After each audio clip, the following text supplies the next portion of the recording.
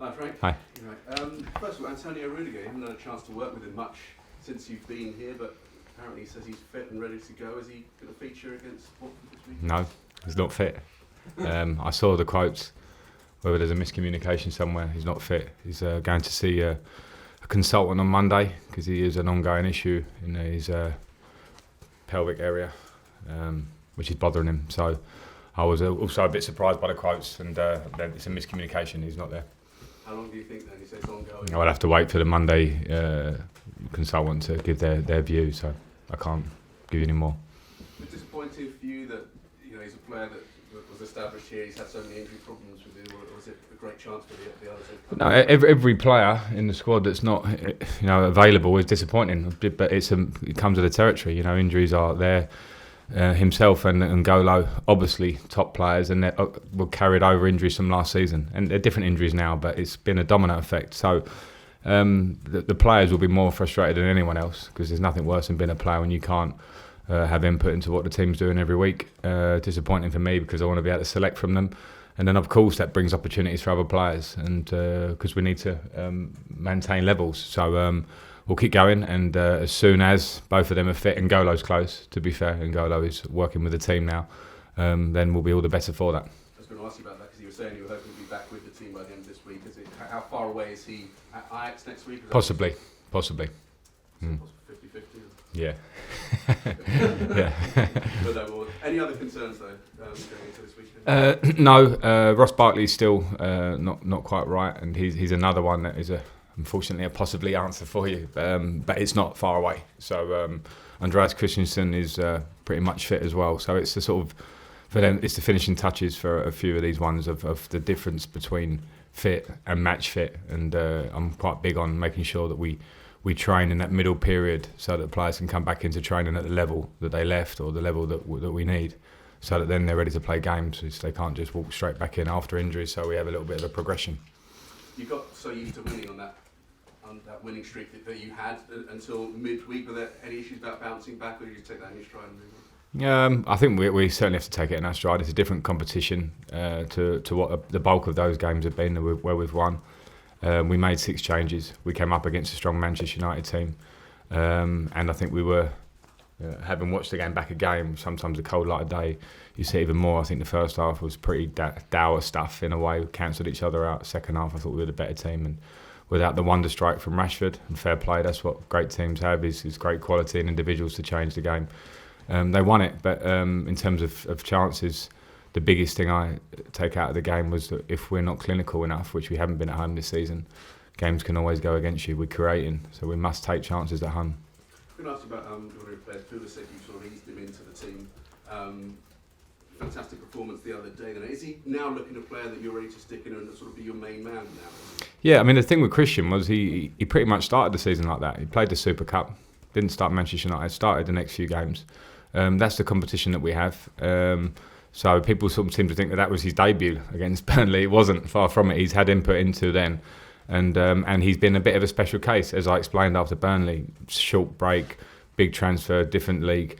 But yeah, of course, performances like last week give him the opportunity to throw himself in there, and let's see him reproduce that sort of stuff. There's a couple more from me. First of all, a general one. They were asking all managers about the. You had a few players out with England at the Bulgaria game. We've now seen what the punishment is. I think a lot of them think it's quite lenient. £65,000 fine, 1 game, closed stadium. In your opinion, is it too lenient, and is it a case where you now think, well, England left it in UEFA's hands, they observed the protocol, but next time round, would it be something for them to maybe take a bigger step? I wouldn't comment on that, on what's next time, because I think that has to be seen, and the England squad, I think, should make those decisions themselves. I thought they handled it brilliantly in Bulgaria, as we all saw. I think that was well recognised, not just hopefully in England, but in worldwide, and hopefully by UEFA. And I agree with your first point that the punishment wasn't enough. Last one, Roger. Sure. More light-hearted one, this one. I saw something with Fikayo Tomori. He was a bit upset at some of the FIFA stats. Said he was slower than Callum Hudson-Odoi, and he thinks he's faster than Mason Mount says that Fikayo is the fastest player in the club. Just thought as the manager, could you clear it up? Well, I'm surprised with Tomori. Yeah, he is fast. He's very fast. I'm not sure about clearing it up. I remember FIFA cards when I was, I think I was about 37 years of age and my pace was 35. So I was actually slower than my age, which was really strange. So I take those those rankings with a pinch of salt. So should Tamori, and the best thing for him to do would be to show it every game he plays, which he has done so far. Is he quicker than Callum? I'm not getting involved in those arguments. Okay. Moose. You go to a Watford team tomorrow that haven't won yet, you'll be expected to win. Are those games more dangerous, even with the young players and what they've achieved this season? Without a doubt. I'm very much of that mindset. Firstly, I look at us, what can we do? And ever since we have been on the winning run, which obviously ended in midweek, but the game became more dangerous because of the idea of any overconfidence, which I work against. That we must certainly be there generally. And also we must understand that a team with the quality of Watford, we saw what they did last year. We know that the personnel were very similar to what they were doing last year and getting big results and regularly being a very strong team and making the FA Cup final. And we cannot underestimate a team that will be hurting because they haven't won for a while and will have every ambition to try and win this game. So I certainly have even more focus on what we need to do. Because of the competition for top 4, top 6 this season, and because of the difference in your squad from what it has been in the past in terms of young players in it, are these the sort of games as well you have to target winning? Well, you do all of them. I understand your point. On paper, you look at us going to a team that are bottom of the league.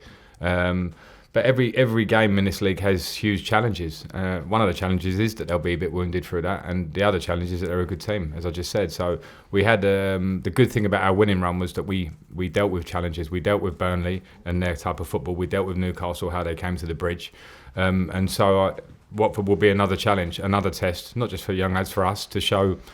Hopefully, because if you want to be top 4 and you want to be where we do want to be, you have to show consistency, and that's why I'm not getting overexcited with the winning run, because we've got a long way to go. So yeah, carry it on Saturday. And how big is this week in terms of one more week? Then there's the last international break of the year. So I know you've got 3 big games. This one, Ajax, and then Palace.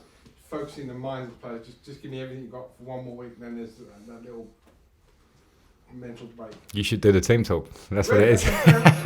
That's what it is. Give everything. I mean, that should always be the way, and at this level, it has to be the way. But yeah, you can deal with blocks of games. I do remember the feeling of losing, dropping points against Sheffield United and going into an international break, and the difference between winning at Southampton and going into an international break. We've had a good period for sure, but that could be easily lost in these next 3 games. So I agree with what you're saying. We must give absolutely everything, every drop in this next week. Try to get the 3 results, and then they can all go and do what they do. I could be a manager. Yeah. Okay. Last question, Lindsay. Frank, have you got a tough selection dilemma now with Pulisic and Hudson-Odoi for this weekend? Yes, I think I have, because then you say Pedro and Willian as well, and they're obviously top class players at different stages in their career, but can give us big input as well. So I've said that regularly. Particularly, I get asked about Christian recently. There is competition in those places specifically, and that's good. Keeps them on edge. That gives me a problem, but it's a good one, and keeps them trying to perform to keep their place. And does that mean that you're going to continually try and rotate them? Not necessarily, no. I mean, I'll go as I see it, and we changed slightly in midweek. I felt it was a game where we had to rotate across the pitch to give minutes to younger players generally. I'm not here to rotate for the sake of it. I understand players that want momentum and want to play, and there's not the pressure that if you have one game below par, then you don't play. It can't be that extreme, but it's just choices I need to make every week. Okay, cameras off, please.